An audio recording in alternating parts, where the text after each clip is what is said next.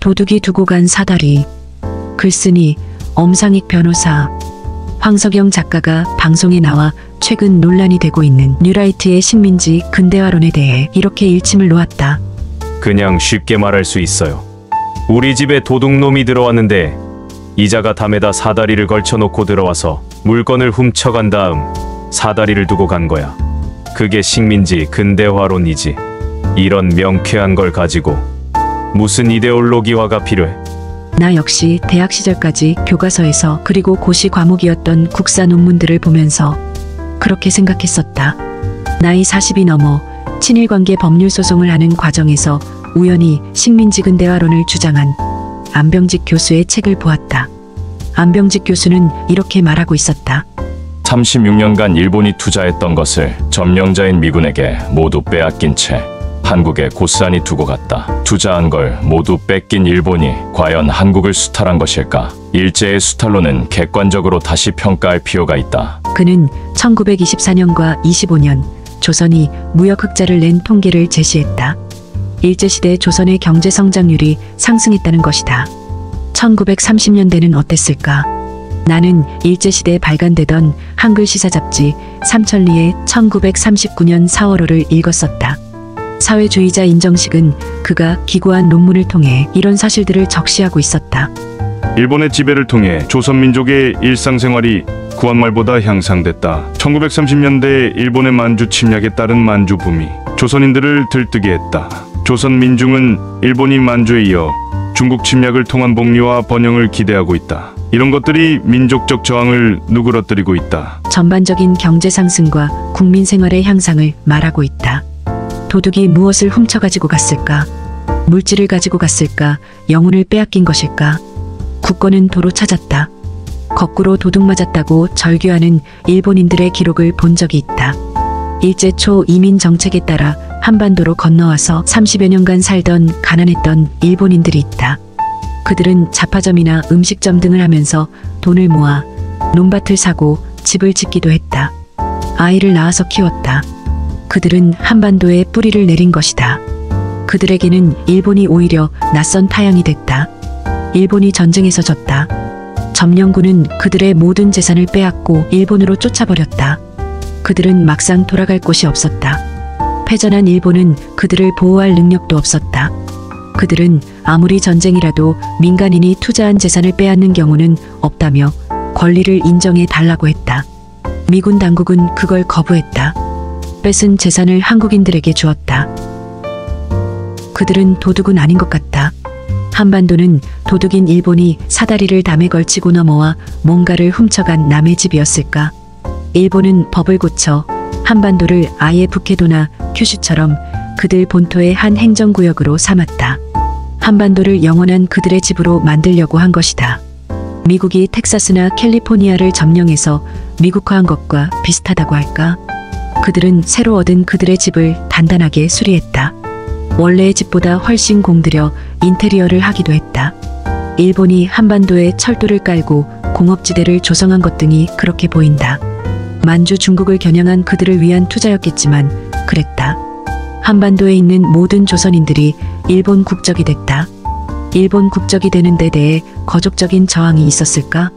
그 당시를 살았던 사회주의자 인정식은 잡지에 발표한 논문에서 민족 전체가 집단적으로 변절했다고 통탄하고 있었다. 어젯밤 노동부 장관 청문회를 보았다. 민주당 국회의원이 김문수 노동부 장관 후보자에게 물었다. 일제시대 한국인의 국적이 일본이었습니까? 일본이었죠. 송기정 선수도 올림픽에 일장기를 달고 갔지 않습니까? 일본 국적을 인정하는 저런 사람이 한국의 장관을 한다는 건 맞지 않습니다.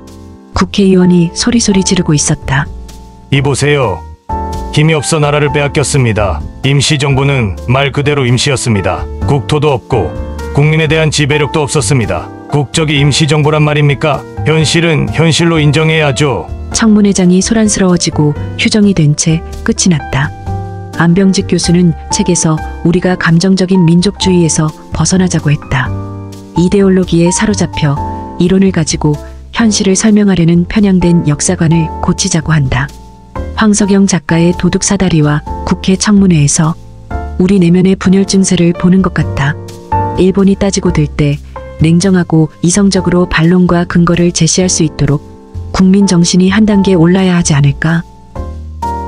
영상을 보시면서 자연스레 친일파라는 단어가 떠오를 수 있겠는데요. 아래 우원재님의 영상을 마저 시청해 보시길 권유드립니다.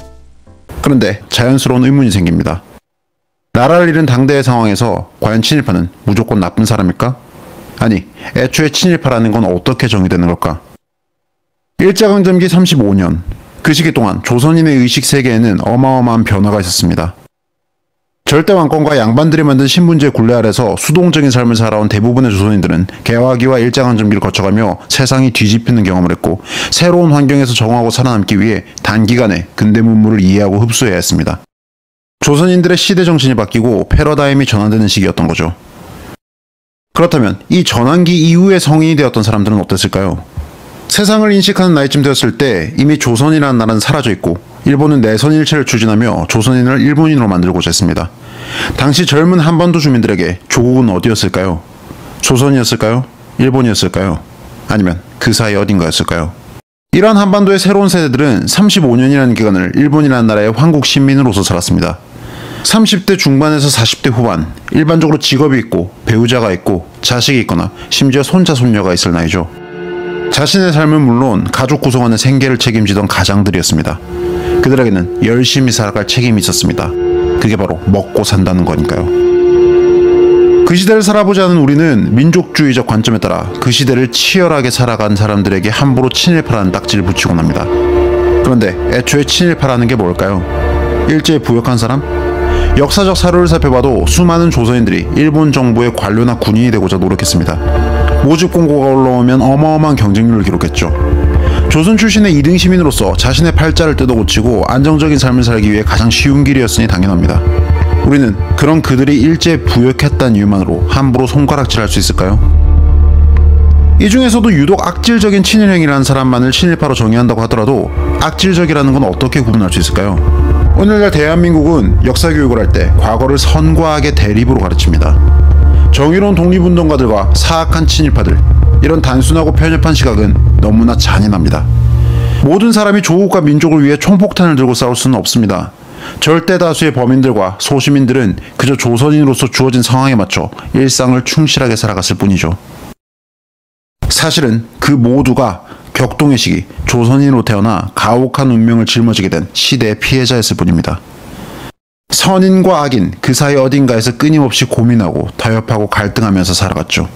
그런데 오늘날 우리는 이런 대부분의 평범한 사람들의 역사에 대해 이야기하지 않습니다.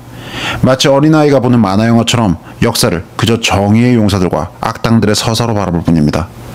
선이라 칭해지는 대상은 철저히 미화하고 반대로 악이라 칭해지는 대상은 철저히 악마화하면서요. 그 과정에서 실제 역사의 입체성, 양면성, 모순성은 야만적으로 소거됩니다. 그렇게 일제시대에 관해 한국인들은 유사기억을 공유하고 있습니다. 그 시대를 살아간 사람들의 실제 역사가 아니라 TV 드라마나 영화 등 대중매체에 의해 각색되고 왜곡된 서사를 실제 역사처럼 생각합니다. 그러다 보니 20세기 초에 대한 한국인들의 기억에는 명백한 공백이 있습니다. 우리 대부분 평범한 사람들의 평균적 삶에 대한 이야기가 없습니다. 과연 그들 중 나라 잃은 슬픔에 분노하던 사람은 실제로 몇이나 됐을까요? 정말 정상적인 조선인 모두는 일제에 빼앗기고 괴롭힘당하며 분노했고, 비정상적인 조선인들만 일제에 부역하며 조선인으로서의 자신의 정체성을 부정했을까요? 지금처럼 차분하게 질문하지는 못했지만 어린 시절 저는 분명히 이런 의문을 가지고 있었습니다. 그래서 선생님에게 또 어른들에게 물어봤습니다. 유감스럽게도 누구도 만족스러운 답을 주지 않았죠. 우리 사회에서 이런 불편한 질문이 정치적인 이유로 침묵당해왔기 때문입니다. 오늘날 대한민국은 세계의 문화를 수출한다고 하는 명실상부한 선진국입니다. 그런데 아직도 이 나라에서는 친일파라는 단어가 시도 때도 없이 등장합니다. 이웃나라 일본에 우호적이거나 저처럼 오늘날 지배적인 민족주의적 역사관에 반론을 제기하거나 심지어 특정 정당을 지지하거나 비과학적 괴담에 비판적인 사람에게도 친일파라는 꼬리표가 붙습니다. 그 자체로 악인 이 꼬리표가 붙는 순간 더 이상 대화와 토론은 불가능해지죠. 조국과 민족을 배신하는 사악한 사람과 무슨 이야기를 나누겠습니까? 정치적인 이유로 만들어졌고 또 한 세기가 넘게 정치적인 공격수단으로 이용되고 있는 이 단어의 권위는 어마어마합니다.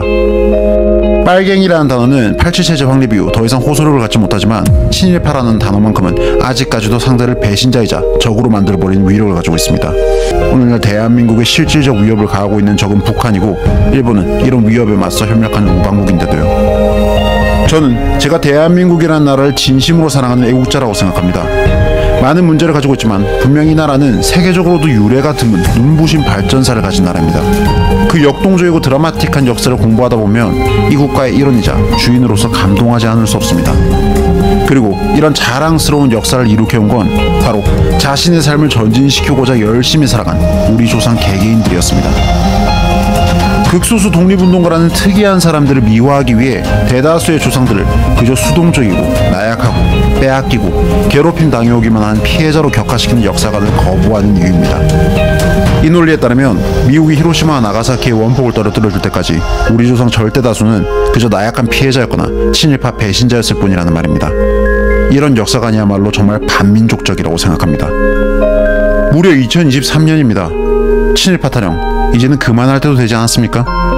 역사에 대해 제대로 공부하고 고민해보지 않은 사람들과 그런 사람들의 무지를 악용하는 위정자들, 그들이 심심하면 꺼내드는 단어 친일파, 이 미개하고 야만적인 단어에 저항하는 게 이 나라를 사랑하는 애국자의 의무이자 지식인의 책임입니다.